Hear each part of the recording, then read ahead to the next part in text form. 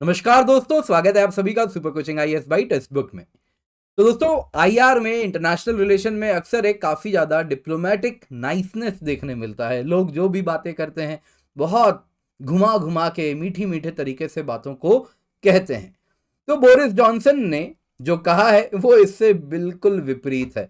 उन्होंने सिंपल शब्दों में कहूं तो जर्मनी के बारे में एक भयानक एक्सपोजे किया है। उन्होंने कहा है जर्मनी चाहता था यूक्रेन तुरंत हार जाए रशिया से, और जर्मनी ने पलटवार भी किया है इसका। जर्मनी ने कहा बोरिस एक बहुत ही इंटरटेनिंग फॉर्मर प्राइम मिनिस्टर हैं। हालांकि दोस्तों, जो इंटरव्यू में बोरिस जॉनसन ने कहा है वहां पे सिर्फ जर्मनी ही नहीं, इटली के बारे में, फ्रांस के बारे में काफी कुछ आपको सुनने मिलेगा और बहुत ही इंटरेस्टिंग है। तो आज वो सब हम कवर करने वाले हैं, साथ ही साथ एनालिसिस भी करेंगे। बोरिस जॉनसन ने खुद कहा है कुछ इकोनॉमिक रैशनल भी है जिस वजह से जर्मनी चाहता था यूक्रेन हारे, तो वो क्या हो सकता है उस पर भी चर्चा होगी। साथ ही साथ हम देखेंगे कि कैसे इंटरनेशनल पटल पर हम जो देखते हैं फोरफ्रंट पर अक्सर काफ़ी मीठी मीठी चीज़ें दिखती है, लेकिन बैक एंड पे क्या होता है, उसके पीछे क्या हो रहा है, वो भी आज की क्लास में जानने वाले हैं। तो आप देख सकते हैं बोरिस जॉनसन ने क्लेम किया है जर्मनी चाहता था यूक्रेन तुरंत जंग हारे रशिया से। जर्मनी ने वही एंग्रीली डिनाई कर दिया है, कहा ये बहुत ही इंटरटेनिंग फॉर्मर प्राइम मिनिस्टर हैं, जो कहते हैं आधी बात ही सच कहते हैं। तो जो भी है, आज जो बोरिस जॉनसन ने एलिगेशन लगाया है दोस्तों, ये एलिगेशन कुछ नया नहीं है। आपको कहना चाहूंगा, ये आर्टिकल आप पढ़ सकते हैं, how Olaf Scholz gave Vladimir Putin the green light to invade. ये आर्टिकल टेलीग्राफ में आया है आज से कई महीनों पहले, जंग के शुरुआती दिनों की बात है। उस वक्त ये आर्टिकल आया है जिसमें जर्मन चांसलर पुतिन के पास गए थे अर्ली वीक्स ऑफ वॉर में, और प्लीड करना था जाके वहां पे यूक्रेन का केस कि भाई जंग छोड़ दो। और फिर जॉइंट प्रेस कॉन्फ्रेंस हुआ, दुनिया इस उम्मीद से देख रही थी टकटकी लगा के कि व्लादिमीर पुतिन कुछ रुकेंगे, ठहरेंगे। हालांकि उस जॉइंट प्रेस कॉन्फ्रेंस में शोल्स ने उल्टा कह दिया कि यूक्रेन को ही एक्सेप्ट कर लेना चाहिए रशिया के जो डिमांड्स हैं with respect to separatist republics of Donbas. तो ये सारी बातें हुई और ऐसा लगा जर्मनी, जिसकी इकोनॉमी रशिया से कई गुना बड़ा है, वो मान लो उसका chancellor, German chancellor Olaf Sholes, बस और बस व्लादिमीर पुतिन का एक मैसेंजर बॉय बनकर रह गया था। ऐसा लग रहा था कि जर्मन चांसलर ओलाफ शोल्स जाके व्लादिमीर पुतिन के यहां सजदा करने गए हैं जार पुतिन के कोर्ट में।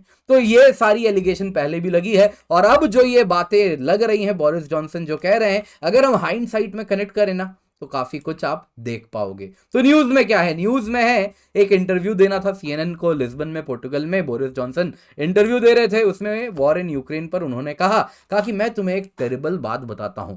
टेरिबल बात यह है कि जर्मनी का कहना था, जर्मनी का जो व्यू पॉइंट था with respect to Russian invasion of Ukraine, उनका कहना था कि ये जो अगर जंग हुआ ना, ये इन्वेजन हुआ ना, तो ये एक डिजास्टर है, और किसी भी डिजास्टर की तरह ये बेहतर हो कि ये तुरंत का तुरंत खत्म हो जाए।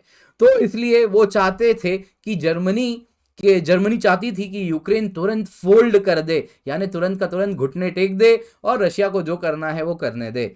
और उन्होंने ये भी कहा कि बहुत साउंड इकोनॉमिक रीजंस हैं इस एलिगेशन के पीछे।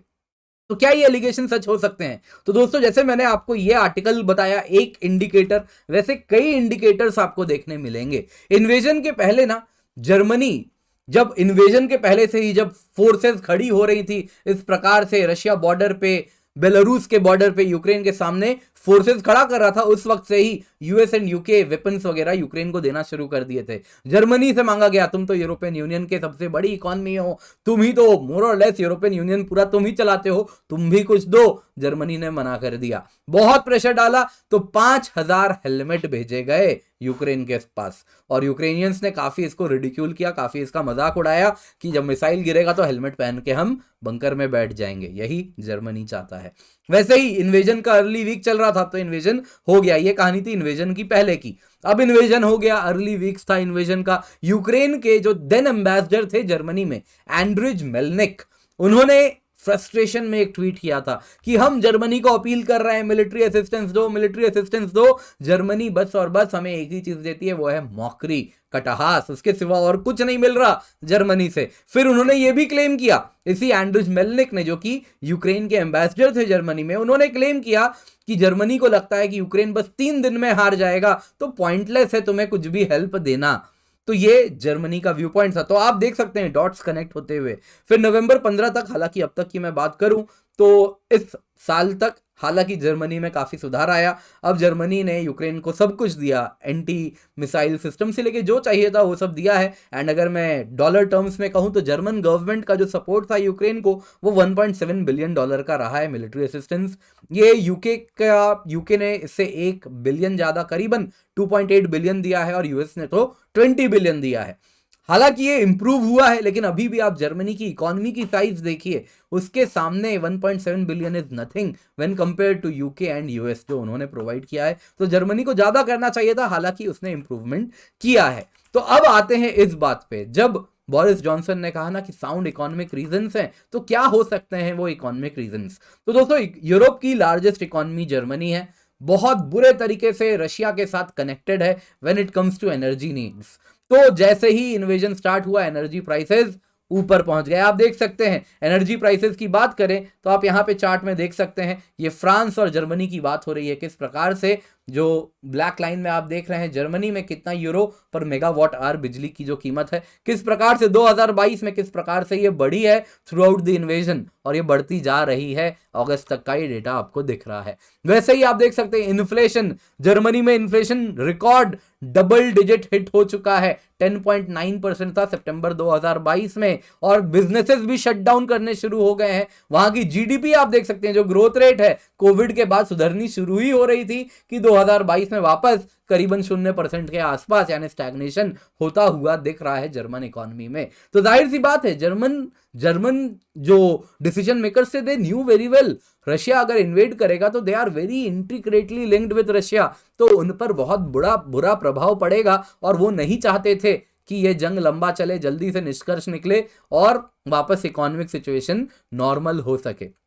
तो अब दोस्तों, ये तो बात हो गई जर्मनी की, जर्मनी ने क्या जवाब दिया वो भी देखेंगे। पर उससे पहले देखते हैं बोरिस जॉनसन ने बाकी देशों के बारे में क्या कहा। जॉनसन ने फ्रांस के बारे में कहा कि फ्रांस तो डिनायल में जी रहा था, उनको तो लग ही नहीं रहा था कि इन्वेजन हो भी सकता है, रशिया कभी इन्वेड भी करेगा। वैसे इटली के उस टाइम इटली को जो लीड कर रहे थे, ही वॉज मारियो ड्रागी, और उनके बारे में बोरिस जॉनसन ने कहा कि उन्होंने तो साफ मना कर दिया था कि वी वुड नॉट हेल्प, क्योंकि हम तो बहुत ज़्यादा रशियन हाइड्रोकार्बन्स पर निर्भर करते हैं, रशियन एनर्जी, ऑयल, गैस दोनों पर निर्भर करते हैं। हालांकि बोरिस जॉनसन ने अंत में अपने इंटरव्यू में यही कहा कि स्टार्टिंग में भले थोड़ी काफ़ी एंग्जाइटीज थी ईयू के मेंबर कंट्रीज में, लेकिन ओवरऑल आप देखें तो ईयू ने ब्रिलियंटली एकजुट होकर रशिया के सामने अपना फ्रंट रखा है, एंड मेंबर स्टेट्स में काफ़ी ज़्यादा यूनिटी उसके बाद देखने मिल रही है।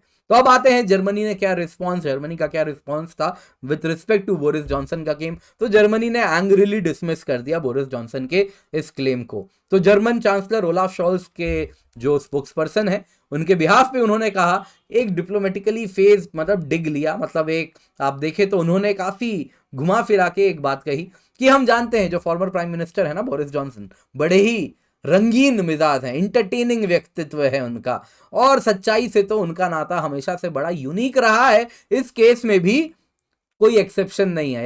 यानी कि पास्ट में जैसे वो झूठ बोलते हैं, अभी भी झूठ ही बोल रहे हैं।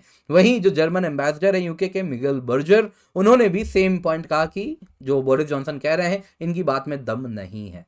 दोस्तों, आज की क्लास पसंद आई होगी तो लाइक जरूर कीजिएगा। इसके सिवा आप इस टेलीग्राम चैनल पर जुड़ सकते हैं, जहां से आपको पीडीएफ अपडेट्स भी मिल जाएंगे। इसके सिवा मेरी डेली लाइव क्लासेस में जरूर जुड़े। वन स्टॉप सोल्यूशन है यूपीएससी प्रिपरेशन के लिए, सुपर कोचिंग, जहां पे एक सिंगल सब्सक्रिप्शन से GS, optional subject courses, CSAT सब मिलता है, सुपर टीचर्स के द्वारा कोर्सेज मिलते हैं। तो मेक श्योर आप इस क्वालिटी सब्सक्रिप्शन को लें। 29,999 रुपए में 1 साल की सब्सक्रिप्शन आपको हम दे रहे हैं, जो कि अपने आप में बहुत कम प्राइसेस हैं, और क्वालिटी प्रोवाइड कर रहे हैं उन टीचर्स का कोर्सेज जो कि खुद ऑफलाइन इंस्टीट्यूट में इनके कोर्सेज लाखों में मिलते हैं, वो आपको हम केवल 29,999 में दे रहे हैं। ऑफलाइन में जाएंगे 2 लाख से ज्यादा खर्चा होगा, GS, optional test series, study notes, ये सब पाने के लिए। ऑनलाइन कोचिंग में भी, अन्य प्लेटफॉर्म में भी क्वालिटी मिलेगा नहीं मिलेगा कोई मालूम नहीं, लेकिन 50,000 से ज्यादा आप खर्चा कर बैठोगे और फिर वापस यहीं आना पड़ेगा। तो मेक श्योर आप कूपन कोड किंजल KINJAL का इस्तेमाल करें फॉर मैक्सिमम डिस्काउंट, और इस कूपन कोड से आपको 1 साल की सब्सक्रिप्शन मिलती है 29,999 में।